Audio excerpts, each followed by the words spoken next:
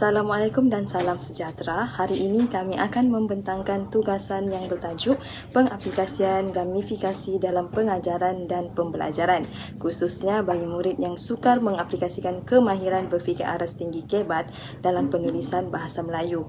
Seiring dengan perkembangan teknologi digital dan pendidikan abad ke-21, kaedah pengajaran tradisional yang berpusatkan guru semakin kurang relevan untuk memenuhi keperluan murid pada masa kini.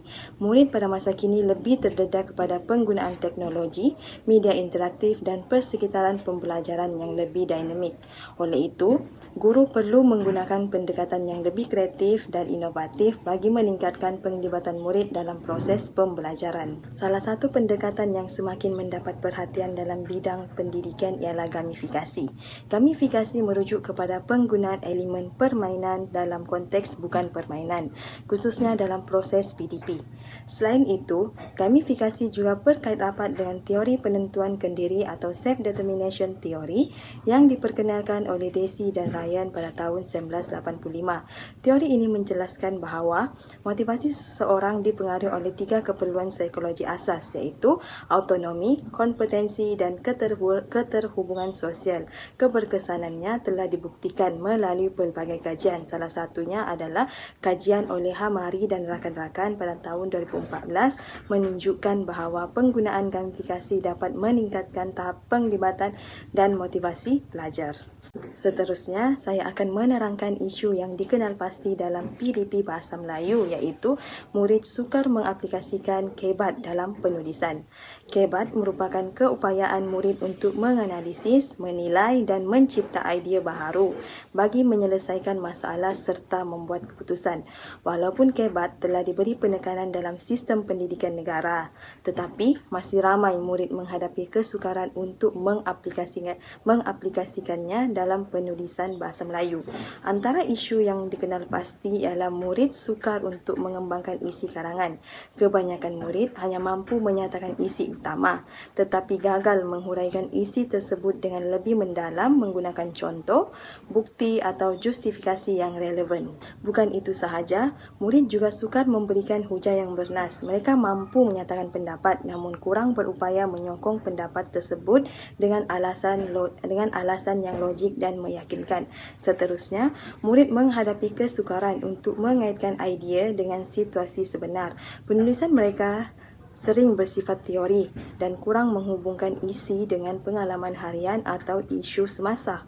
Oleh itu, penggunaan gamifikasi khususnya melalui aktiviti berasaskan lakonan atau role play dicadangkan bagi membantu murid berfikir secara lebih kritis, kreatif dan kontekstual sekaligus meningkatkan penguasaan KEBAT dalam penulisan bahasa Melayu. Oke, seterusnya saya akan meneruskan pembentangan yang seterusnya. Oke, sebelum itu nama saya James Lee Cheng, saya memegang nombor matriks PT2522272T. Oke. Tema yang akan saya bentangkan adalah strategi gamifikasi, role play bagi mengatasi masalah kesukaran murid, mengaplikasikan KEBAT dalam penulisan bahasa Melayu. Oke, KEBAT merupakan kemahiran penting dalam pendidikan bahasa Melayu, di mana ia menekankan pemikiran yang kritis, kreatif dan juga inovatif. Namun, masih lagi terdapat ramai murid yang lemah dalam penghasilan karangan karena idea yang dihasilkan masih terlalu umum dan sukar untuk berkembang.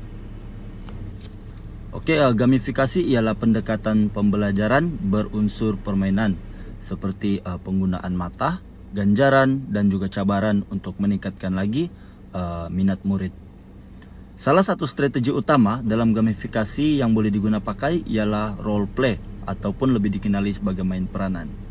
Role play ini dia dilaksanakan dengan memberi murid watak seperti wartawan, pegawai alam sekitar dan juga pemimpin masyarakat.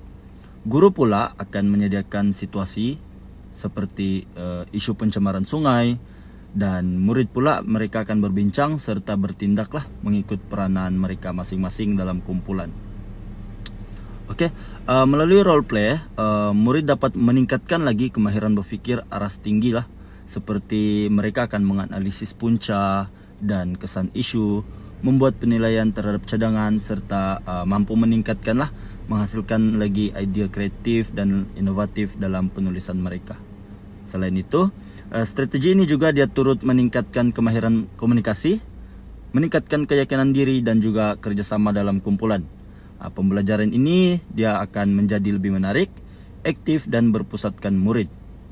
Secara kesimpulannya, role play ini dalam gamifikasi dia merupakan pendekatan yang berkesan untuk membantu murid menguasai kemahiran berpikir aras tinggi dan menghasilkan lagi penulisan bahasa Melayu yang lebih berkualiti dan lebih berkesan lah untuk meningkatkan kemahiran berpikir aras tinggi, khususnya dalam penulisan bahasa Melayu. Itu saja daripada saya, sekian dan terima kasih. Assalamualaikum, nama saya Syari Eda binti Matius. Hari ini saya akan menjelaskan berkaitan dengan prosedur pelaksanaan gamifikasi. Baik, dalam gamifikasi yang kami pilih, terdapat 6 langkah utama, yaitu yang pertama ialah pengenalan situasi. Dalam langkah ini, guru akan memperkenalkan cerita ataupun masalah yang berkaitan dengan kehidupan harian murid. Jadi dalam langkah ini, ia dapat membantu murid untuk memahami konteks isu dan juga menjana ide yang lebih mudah. Baik, langkah kedua ialah pembahagian watak. Dalam pembahagian watak nih, pelajar akan dibahagikan kepada beberapa kumpulan dan setiap ahli dalam kumpulan itu akan diberikan peranan masing-masing. Jadi, dalam langkah ini, ia membantu murid untuk melihat sesuatu isu daripada berbagai perspektif dan menghasilkan hujah yang lebih bernas. Baik, langkah yang ketiga ialah perbincangan dan penyelesaian misi.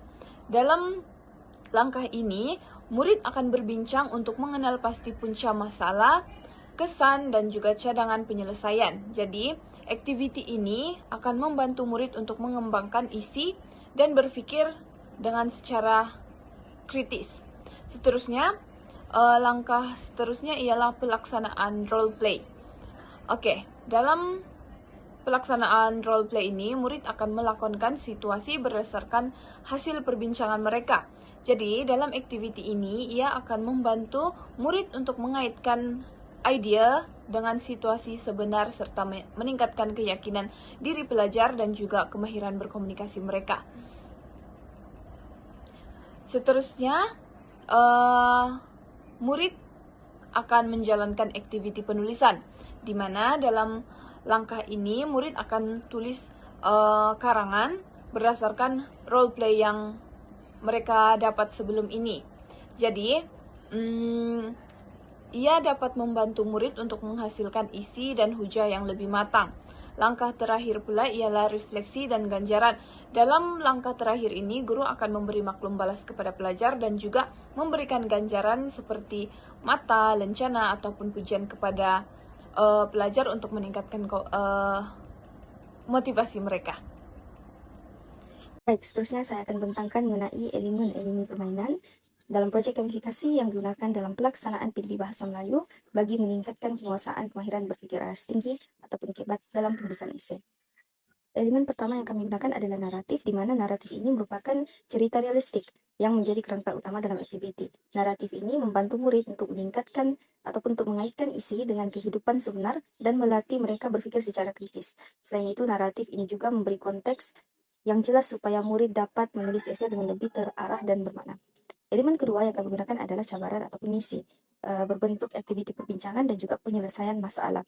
Melalui cabaran ini, pelajar digalakkan mengenal pasti punca, menilai kesan, serta mencadangkan langkah penyelesaian. Cabaran ini juga menggalakkan murid untuk bekerja sama dan berkomunikasi secara berkesan dalam kumpulan.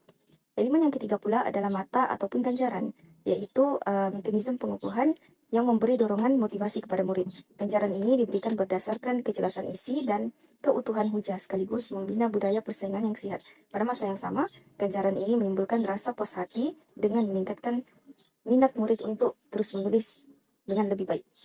Elemen keempat pula adalah lencana, simbol pencapaian konkret yang menjadi bukti kompetensi murid. Lencana ini meningkatkan keyakinan diri dan juga berfungsi sebagai pengiktirafan terhadap penguasaan kebat. Ia juga memberi murid rasa bangga terhadap pencapaian mereka dan mendorong mereka untuk mencapai tahap yang lebih tinggi.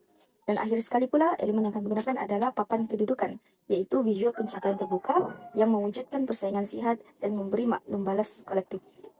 Papan kedudukan ini mendorong murid untuk bekerja sama serta memperbaiki kelemahan dalam penulisan. Selain itu, ia membolehkan guru menilai perkembangan murid secara lebih sistematik dan terus. Oleh itu, kelima-lima elemen ini bukan sekadar hiburan, tetapi strategi pedagogi yang saling melengkapi dalam membina penguasaan kebat penulisan bahasa Melayu secara kritis dan juga reflektif. Seterusnya, penilaian keberkesanan projek gamifikasi ini dilakukan bagi melihat sejauh manakah aktiviti role play ini dapat memberi impak kepada motivasi, penglibatan murid serta penguasaan kebat dalam penulisan bahasa Melayu. Bagi kaedah penilaian, kami menggunakan soal selidik skala Likert 5 untuk melihat motivasi dan juga penglibatan murid. Selain itu, pemerhatian guru juga dilaksanakan semasa aktiviti role play ini dilakukan untuk melihat kerjasama dan juga komunikasi di antara pelajar. Seterusnya, analisis karangan digunakan untuk melihat perubahan dari segi isi, hujah dan juga kebat sebelum dan selepas gamifikasi ini dilaksanakan. Bukan itu sahaja, refleksi murid turut dilakukan untuk mendapatkan pengalaman pembelajaran mereka sendiri. Untuk menjalankan kesemua kaedah penilaian tersebut, terdapat beberapa instrumen yang digunakan untuk membantu memastikan penilaian lebih menyeluruh dan berstruktur. Antara instrumennya ialah yang pertama, borang soal selidik motivasi, yang kedua, rubrik penulisan kebat, 3. Senarai semak pemerhatian, dan keempat iaitu lembaran refleksi murid.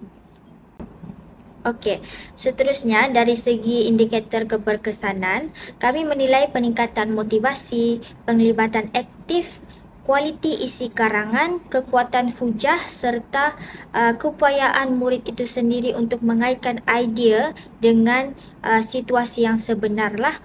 Selepas pelaksanaan, didapati murid lebih aktif, lebih yakin dan lebih kritis dalam penulisan mereka. Jika dibandingkan sebelum dan selepas intervensi gamifikasi iaitu aktiviti role play ini terhadap murid-murid, didapati murid dapat menghasilkan isi karangan menjadi lebih terperinci, hujah lebih bernas dan penggunaan contoh yang lebih relevan lah. Sekaligus ini meningkatkan skor penulisan mereka dalam peperiksaan. Akhir sekali, berdasarkan teori self-determination dan juga Vygotsky, pendekatan ini terbukti meningkatkan motivasi dan juga kebat melalui autonomi, interaksi sosial dan pembelajaran kolaboratif. Kesimpulannya, gamifikasi role play yang kami cadangkan ini memberikan impak positif terhadap pembelajaran bahasa Melayu itu sendiri kepada anak-anak murid. Kesimpulannya, gamifikasi melalui pendekatan story-based game menggunakan activity role play merupakan satu strategi yang berkesan dalam membantu meningkatkan kemahiran berpikir aras tinggi dalam pembelajaran bahasa Melayu. Pendekatan ini bukan sahaja akan menjadikan pembelajaran lebih aktif, tetapi juga interaktif dan menyeronokkan. Selain itu, activity role play juga membantu murid meningkatkan kemahiran komunikasi, kolaborasi, dan keyakinan diri melalui perbincangan dan simulasi situasi yang dijalankan secara berkumpulan. Penggunaan elemen gamifikasi seperti cabaran dan ganjaran turut meningkatkan motivasi murid untuk terlibat secara aktif dalam proses pembelajaran. Oleh itu, pendekatan gamifikasi wajar diperluaskan dalam pengajaran bahasa Melayu bagi melahirkan murid yang kreatif, kritis, dan mampu memenuhi keperluan pembelajaran abad ke-21. Terima kasih.